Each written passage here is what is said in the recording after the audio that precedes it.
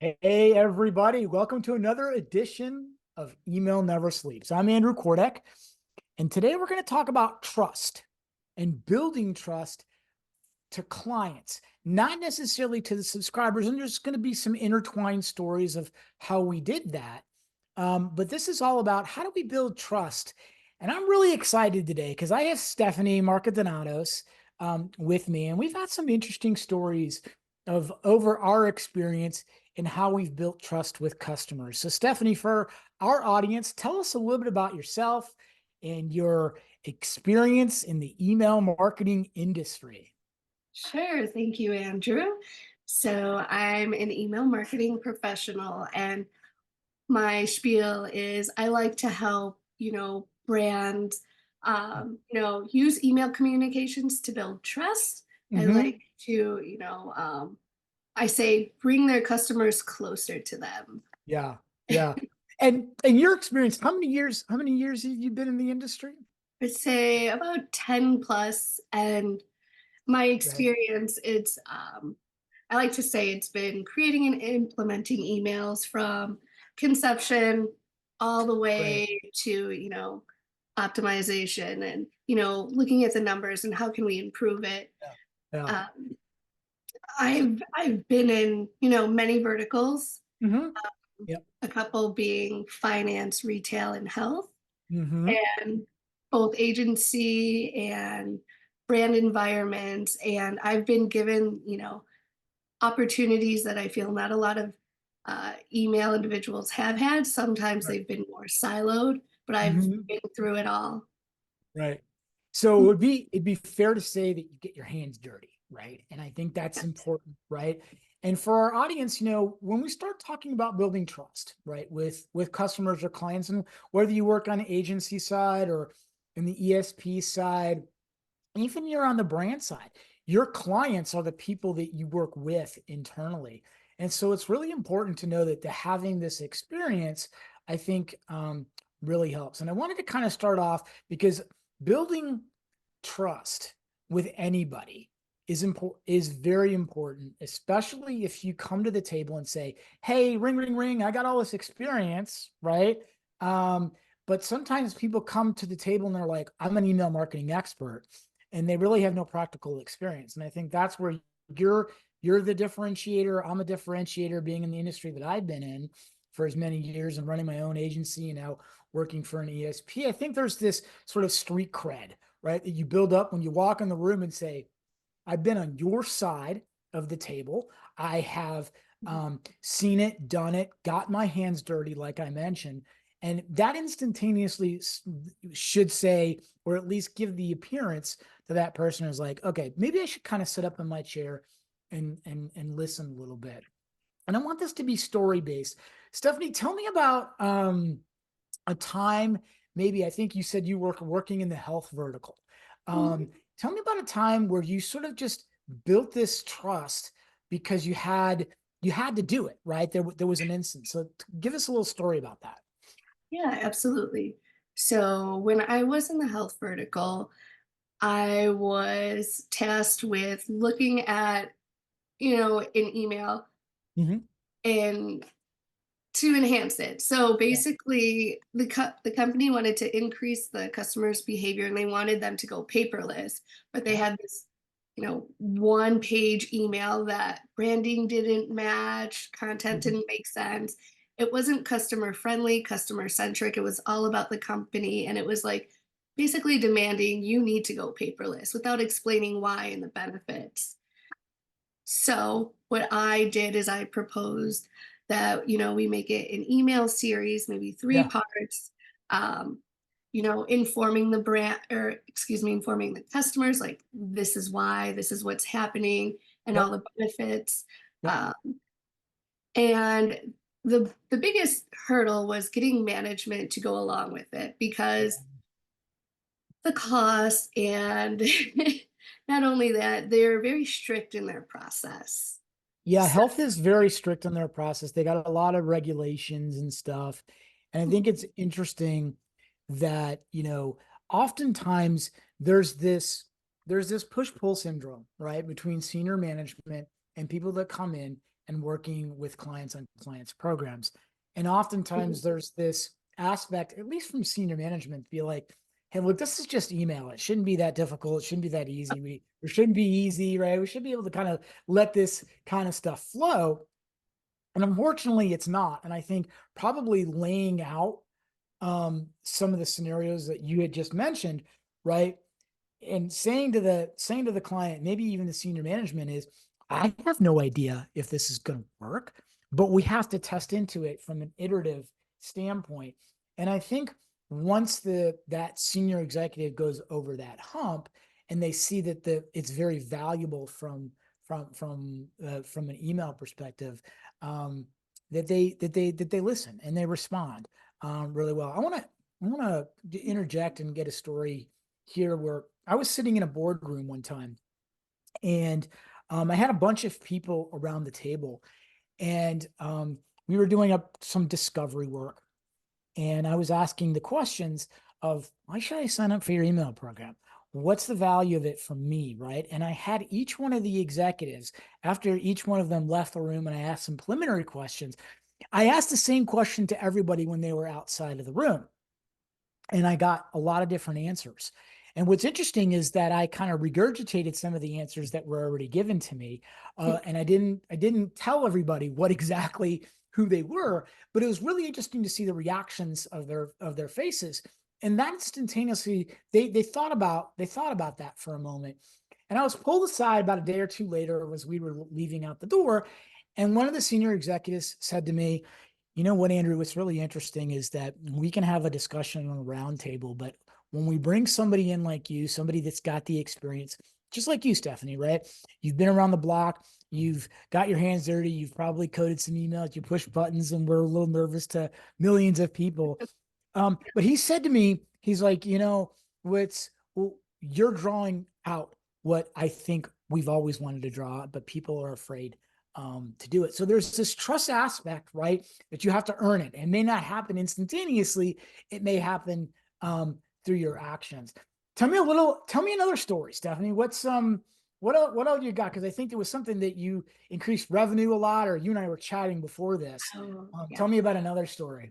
Yeah, sure. So this other instance is I worked in a finance company, and Uh-huh. I noticed that there was a broken branch link in Mm, one of this like highly anticipated campaigns. Uh, hmm. the internal like business individual, they wanted to get it out, meet Yeah. the deadline, but after noticing and learning that this branch link was broken, Hmm. we would have to take some time troubleshooting it and get more than just the mobile team and email team involved. We needed more of a technical aspect. um, Hmm. so basically, we fixed everything, and the Nice. result is that so this was an ongoing campaign. It generated $700,000 in the beginning. Uh, Wow. s- And yeah.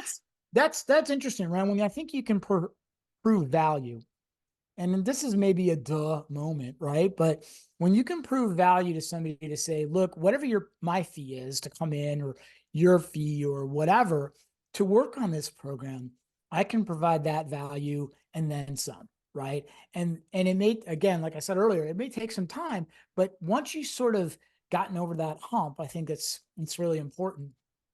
Um, I once sat in I have got another story. I once sat in a room, and always ends up me being in a room. I don't know why, but um, there was some people in there that were very well vested in their email program, right? Had a lot of knowledge, wanted to do a lot of things, and they were sort of bringing me in as a validation for other things. And then there was some naysayers, and you can always tell by the body language, right? When you walk into a room and you're kind of standing there, or you're sitting down, or you're starting to have some, and it's the people that kind of cross their arms like this and then lean back in their chairs, thinking that, like, I don't know who this guy is or who this lady is, but I'm not really interested in listening to them. And I did some pre-work about their program, and instantaneously started asking questions about the program that they thought I was there just to ask fluff-based questions, right? Like, oh, tell me about what does success mean? La la la. But I actually zeroed in on certain things because I took the time to over invest in learning about their email program and learning about certain things. I said, help me understand this or help me understand that, or why isn't this working? How is it that does this? And then the body language turned from this to holding onto the desk to leaning forward. And you can tell that these were the business owners that were involved in their product. And part of that is sometimes you have to overinvest to get to build that trust with Yeah. your customers. And it's a hard thing to do. And there are many people out there today who, again, say, oh, I have got this email marketing class, or I can, turn your creative around and make you $1 zillion, and ROI is 1 to 46, or whatever. And they're just spouting off things that are in the industry that really have no meat behind what they're saying. And I Yeah. think when in order to build that trust, you have to have the experience. I don't know what your thoughts are on that sort of story about doing some pre-work. Have you ever done anything like that before you sort of walked in? I would say yes and Yeah. no. It's once Yeah. the problem was, like introduced. So for Yeah. instance, this branch link, um, I was not um I wasn't aware of how Hmm. it all worked in the Hmm. inner workings. So I did to help troubleshoot. I actually did a lot of research. Um, Mm. and then provided it back to the team. And Yeah. in doing so, after we fixed the problem, Mhm. management wanted to establish um, troubleshooting, who to directly Mhm. contact. And I was one of the leads to help with that because I Okay. did this prior research. Um, Okay. and, I was involved in the weeds throughout the whole process of trying to get it resolved. Yeah. Yeah. Oftentimes I find too clients who have an email program, there's a lot of hands involved in the program, right? Oftentimes they come out of the woodwork, right? And there are people who feel that they're a part of the program or have a say in the program, but have very little um, substantiated things to say. And I don't mean that to slide anybody. What I do mean is that because everyone has an email address, everyone feels as if they have an opinion about how an email program should go. More importantly, sometimes they have bigger problems than the problems that they've asked you to work on. And man, if you can get that silver bullet, if you can identify a problem that maybe they haven't thought about or haven't asked about, Mhm. um, you're golden, right? You've instantaneously worked on that and that trust. And I found a major hotel chain's abandoned cart email wasn't working for 6 months, and they probably had lost, I don't know, $300,000 to $500,000 in revenue as a result of that. The email was firing, but it was firing incorrectly, and nothing was actually being sent. It was sent to an empty table. Anyway, and so during that discovery, I said, hey, did you guys know this? You guys are missing out on probably about, a couple $100,000 in revenue. And they brought me in to do a specific tasks on their program. And I uncovered something I think pretty huge. And so for everybody that's consultants out there or works on the ESP side, and you're a strategist or you're an analyst or you're whatever, sometimes going that extra mile and learning and getting that aha moment, Yes. um, and surprising, almost like we talk about what surprise and delight in our email programs, we surprise and delight our clients. Um, any other stories you got, Stephanie, to share about building client trust? Um, let me let me think for a quick minute. Yeah, think. Um, I would say another um, I was in another situation, and this was in retail where I helped lead the overhaul of the loyalty program. Uh-huh, Um, uh-huh.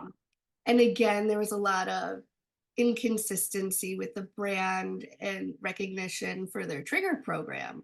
Ooh, So okay. in order to avoid spam and, upset customers, we were redoing it, and um, it was a large project to take on.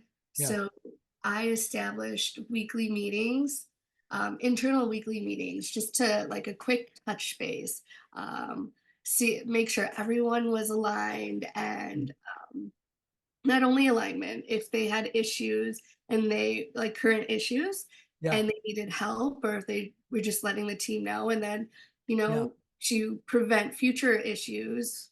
And, still because the emails were still going through. So it was a Mhm. little, you know, working while the program's going on, but we had to be careful not to mess the automation up. Um, Yeah.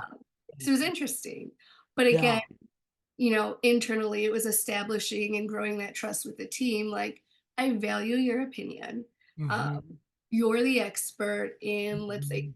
coding. If you Yep. see something, or if Yep. we have other experts that might be able to help, let's let it out on the table. Let's collaborate and be Yep. there for one another, because the end goal's the same. Mhm. I think I have one more story and then I'd like to do a wrap up and get your key takeaways. I was brought in um to do an audit for a large scale company in Indiana. And I spent about 2 or 3 days on site, several weeks thereafter, sort of researching the program, looking at competitive analysis, doing what I would consider to be a full blown audit. And it's not scary, but sometimes it is sounds scary to clients. And I had a VP over there, a very nice guy. We had chatted before. He knew sort of how deep I can go, and he had a team of people working on the program. And when I came back and did my final presentation, which ended up being about 4 or 5 hours, kind of going through everything, afterwards I can tell there was this gloss over look on most of the people's faces. And he pulled me over and he looked at me and he's like, I'm going to be somewhat embarrassed to tell you this, but it's the truth. I think you know our email program better than the people who work here, and you've only been on this project for several weeks. And I think about that conversation, and there was other things that we chatted about, and I think about that conversation about um, many times over my career, and it was many years ago, but it kind of brings into kind of perspective about this trust that clients have in bringing in expertise. They always don't want to pay for it because they feel that strategy should be free. But oftentimes there's this different level of a person knowing what they're talking about, um, rather than just talking about it. Right. And I think that's a distinct difference. I could talk about email marketing, but that doesn't necessarily mean I know what the hell I'm talking about. And I think that's the difference between people with practical, get your hands dirty experience. So let's talk about some key takeaways, Stephanie. If you had to like bundle up one, two, three, however many takeaways you would want our audience to know based off of your experience, what would it be?